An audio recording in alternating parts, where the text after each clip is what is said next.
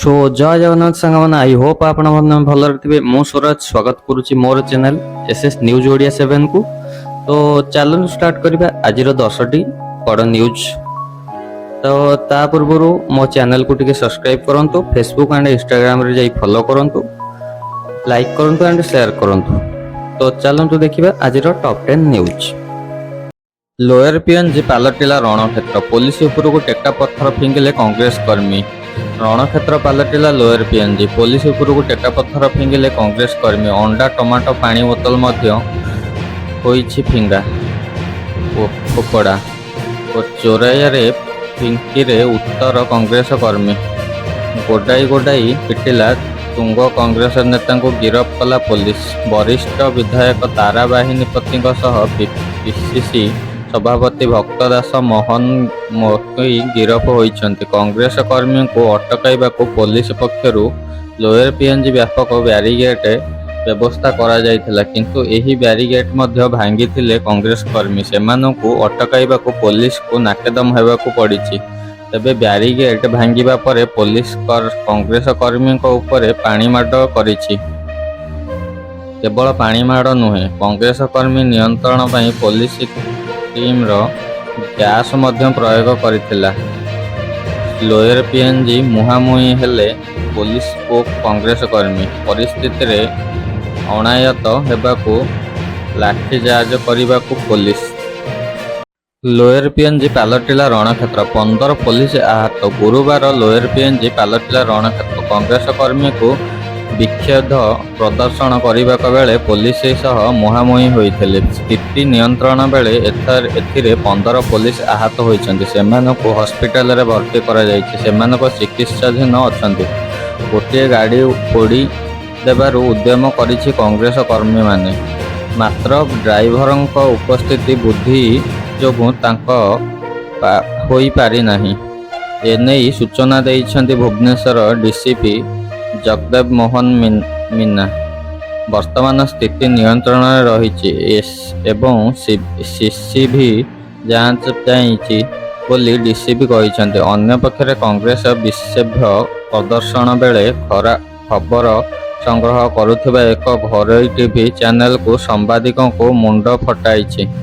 ଗଣମାଧ୍ୟମଙ୍କ ପ୍ରତିନିଧି ପ୍ରଭାବ ବିଶେଷ ଡାକ୍ତରଖାନା ଭର୍ତ୍ତି କରିଛନ୍ତି। ମୁଖ୍ୟମନ୍ତ୍ରୀ ତାଙ୍କ ସ୍ୱାସ୍ଥ୍ୟ ଫୋନ ଯୋଗେ ପଚାରି ବୁଝିଛନ୍ତି।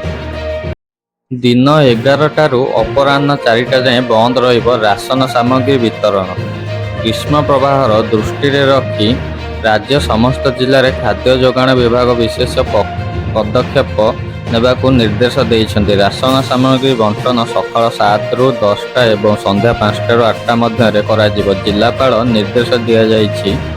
ନିର୍ଦ୍ଦେଶ ଖରାରୁ ରକ୍ଷା ପାଇଁ ସରକାର ଦୋକାନଗୁଡ଼ିକରେ ଆଶ୍ରୟସ୍ଥଳୀ, ପାନୀୟ ଜଳ ଓ ORSର ବ୍ୟବସ୍ଥା କରିବାକୁ କୁହାଯାଇଛି। ଚାଉଳ ବିତରଣ କେନ୍ଦ୍ରରେ କାମ କରୁଥିବା ଶ୍ରମିକଙ୍କ ପାଇଁ ମଧ୍ୟ ଏହି ସୁବିଧା ଯୋଗାଇ ନିର୍ଦ୍ଦେଶ ଦିଆଯାଇଛି। ଲୋକଙ୍କର ମଧ୍ୟରେ ସଚେତନତା ସୃଷ୍ଟି ପାଇଁ ସୂଚନାପତ୍ର ଓ ପୋଷ୍ଟର ବଣ୍ଟନ କରାଯିବ। ବିଭାଗରେ ସମସ୍ତ ଅଧିକାରୀଙ୍କୁ ପ୍ରସ୍ତୁତ ରହିବାକୁ ଆଦେଶ ଦିଆଯାଇଛି। ନବମ ଦଶମ ଶ୍ରେଣୀ ପିଲାଙ୍କୁ ମିଳିବ ମଧ୍ୟାହ୍ନ ଭୋଜନ, ଲଡୁ ସହ ମିଳିବ ଏକ ଅତିରିକ୍ତ ଅଣ୍ଡା। ନବମ ଦଶମ ଶ୍ରେଣୀ ପିଲାଙ୍କୁ ମିଳିବ ମଧ୍ୟାହ୍ନ ଭୋଜନ। ଏନେଇ ଗଣଶିକ୍ଷା ବିଭାଗ ପକ୍ଷରୁ ନିର୍ଦ୍ଦେଶନାମା ଜାରି ହୋଇଛି। ଏଥିପାଇଁ ଅନ୍ୟ ସରକାର 570 କୋଟି ଟଙ୍କା ବ୍ୟୟ କରିବେ। ମୁଖ୍ୟମନ୍ତ୍ରୀ ଘୋଷଣା ଯୋଜନା ବଜେଟ୍ ଖର୍ଚ୍ଚ ଦେବେ ବୋଲି ନିର୍ଦ୍ଦେଶନାମା କୁହାଯାଇଛି। ଏଥିସହିତ ଏଣିକି ପିଲାଙ୍କୁ ସ୍କୁଲରେ 3ଟି ପୁଷ୍ଟିକର ଲଡୁ ସହ ଏକ ଅତିରିକ୍ତ ଅଣ୍ଡା ମିଳିବ। ଗତକାଲି ନିର୍ଦ୍ଦେଶନାମାରେ ପରିବର୍ତ୍ତନ ନେଇ ଗଣଶିକ୍ଷା ବିଭାଗ ସୂଚନା ଦେଇଛି। ସୋମବାର, ବୁଧବାର, ଶୁକ୍ରବାର ପିଲାଙ୍କୁ ଅଣ୍ଡା ଦିଆଯିବ। ମଙ୍ଗଳବାର, ଗୁରୁବାର, ଶନିବାର ପୋଷକଯୁକ୍ତ ଲଡୁ ମିଳିବ। ଶିଶୁ ବାଟିକାଠାରୁ ଦଶମ ପର୍ଯ୍ୟନ୍ତ ସବୁ ପିଲାଙ୍କୁ ଏହା ମିଳିବ। PMC ପୋଷକ ଓ ମୁଖ୍ୟମନ୍ତ୍ରୀ ଘୋଷଣା ପୋଷକ ଯୋଜନା ଅନୁଯାୟୀ ଏହା ମିଳିବ ବୋଲି ନିର୍ଦ୍ଦେଶନାମା କୁହାଯାଇଛି। ଭାରତ ଗସ୍ତରେ ଆସିବେ ରୁଷ ରାଷ୍ଟ୍ରପତି ଭ୍ଲାଦିମିର ପୁତିନ। ରୁଷ ରାଷ୍ଟ୍ରପତି ଭ୍ଲାଦିମିର ପୁତିନ ଖୁବ୍ ଶୀଘ୍ର ଭାରତ ଗସ୍ତରେ ଆସିବେ। ରୁଷର ୟୁକ୍ରେନ ଯୁଦ୍ଧ ପରେ ଏହା ତାଙ୍କର ପ୍ରଥମ ଭାରତ ଗସ୍ତ ହେବ। ପ୍ରଧାନମନ୍ତ୍ରୀ ନରେନ୍ଦ୍ର ମୋଦି ଗତ ବର୍ଷ ରୁଷ ଗସ୍ତ ସମୟରେ ପୁଟିନଙ୍କୁ ଭାରତ ଆସିବାକୁ ନିମନ୍ତ୍ରଣ କରିଥିଲେ, ଯାହାକୁ ପୁଟିନ ଏବେ ଗ୍ରହଣ କରିଥିବା ନେଇ ସୂଚନା ରହିଛି। ରୁଷ ବୈଦେଶିକ ମନ୍ତ୍ରୀ ଗୁରୁବାର ଦିନ ଏନେଇ ସୂଚନା ଦେଇଛନ୍ତି। ସେ କହିଛନ୍ତି ପୁଟିନ ଭାରତ ଗସ୍ତ ପାଇଁ ପ୍ରସ୍ତୁତି ଚାଲିଛି, ହେଲେ ଏପର୍ଯ୍ୟନ୍ତ ତାରିଖ ନିଶ୍ଚିତ କରାଯାଇ ନାହିଁ। ଆଜିଠୁ 3 ଦିନ ଜାରି ରହିବ ଗ୍ରୀଷ୍ମ ପ୍ରବାହ। ଆଞ୍ଚଳିକ ପାଣିପାଗ ବିଜ୍ଞାନ କେନ୍ଦ୍ର ତରଫରୁ ଜାରି ରହିଛି ସତର୍କବାଣୀ ଅନୁଯାୟୀ ମାର୍ଚ୍ଚ 28ରୁ ପାଣିପାଗ ତାତି ବଢ଼ିବ, କିନ୍ତୁ ଏପ୍ରିଲ 2ରେ କେବଳ ବର୍ଷା ହୋଇପାରେ ବୋଲି ପାଣିପାଗ ବିଭାଗ ଆକଳନ ଅନୁଯାୟୀ ଆଗାମୀ 3 ଦିନରେ ସତେଜ ତାତି ତାପମାତ୍ରା 2ରୁ 4 ଡିଗ୍ରୀ ସେଲସିୟସ୍ ବୃଦ୍ଧି ପାଇବ। ଏହାପରେ ପାଣିପାଗ ବିଭାଗ ପରିବର୍ତ୍ତନ ନାହିଁ। କେତେକ ସ୍ଥାନରେ 40 ଡିଗ୍ରୀ କିମ୍ବା ତାଠୁ ଅଧିକ ତାପମାତ୍ରା ରହିପାରେ। ଆଞ୍ଚଳିକ ପାଣିପାଗ ବିଜ୍ଞାନ କେନ୍ଦ୍ର ନିର୍ଦ୍ଦେଶକ ମନୋରଞ୍ଜନ ମହାନ୍ତି କହିଛନ୍ତି, ମାର୍ଚ୍ଚ 28 ତାରିଖରେ ସମ୍ବଲପୁର ଏବଂ ବୌଦ୍ଧ ଜିଲ୍ଲାରେ ୟେଲୋ ୱାର୍ଣ୍ଣିଂ ରହିଛି, ଯାହା ଫଳରେ ତାପମାତ୍ରା 40 ଡିଗ୍ରୀ କିମ୍ବା ତାର ଉପରକୁ ଯାଇପାରେ। ସେହିପରି 29 ତାରିଖରେ ଝାରସୁଗୁଡ଼ା, ସମ୍ବଲପୁର, ବୌଦ୍ଧ, ସୋନପୁର, ବଲାଙ୍ଗୀର ଓ କଳାହାଣ୍ଡି ଜିଲ୍ଲାକୁ ୟେଲୋ ୱାର୍ଣ୍ଣିଂ ଜାରି କରାଯାଇଛି। 30 ତାରିଖରେ ବରଗଡ଼, ସୁନ୍ଦରଗଡ଼, ଝାରସୁଗୁଡ଼ା, ସମ୍ବଲପୁର, ବୌଦ୍ଧ, ସୋନପୁର, ବଲାଙ୍ଗୀର ଓ କଳାହାଣ୍ଡି ଜିଲ୍ଲାକୁ ୟେଲୋ ୱାର୍ଣ୍ଣିଂ ରହିଛି। ମୋଦିଙ୍କ ଚିଠିରେ ଭାରତ ବାଂଲାଦେଶ ସମ୍ପର୍କରେ ମିଠା ସ୍ମୃତି। ପ୍ରଧାନମନ୍ତ୍ରୀ ନରେନ୍ଦ୍ର ମୋଦି ବାଂଲାଦେଶ ମୁଖ୍ୟ ପରାମର୍ଶଦାତା ମହମ୍ମଦ ୟାନୁସଙ୍କୁ ଏକ ସ୍ୱତନ୍ତ୍ର ଚିଠି ଲେଖିଛନ୍ତି। ଏଥିରେ 1971ର ମୁକ୍ତିଯୁଦ୍ଧ ଏବଂ ଭାରତ ବାଂଲାଦେଶ ଐତିହାସିକ ସମ୍ପର୍କ ସ୍ମରଣ କରାଯାଇଛି। ମୋଦି ଲେଖିଛନ୍ତି, ଶାନ୍ତି ଓ ସମୃଦ୍ଧିର ପାଇଁ ଆମେ ଏକତ୍ର କାମ କରିବା। ଗତ ଅଗଷ୍ଟ ବାଂଲାଦେଶରେ ସାମ୍ପ୍ରଦାୟିକ ହିଂସା ଓ ରାଜନୈତିକ ଉତ୍ତେଜନା ପରେ ଏହି ଚିଠି ଗୁରୁତ୍ୱପୂର୍ଣ୍ଣ। ବିଏସ୍ଏଫ୍ଙ୍କ ସମ୍ମିଳନୀରେ ଦ୍ୱିପକ୍ଷୀୟ ଆଲୋଚନା ପାଇଁ ଡାକିବା ଅନୁରୋଧ ଭାରତ ଏପର୍ଯ୍ୟନ୍ତ ଉତ୍ତର ଦେଇନାହିଁ।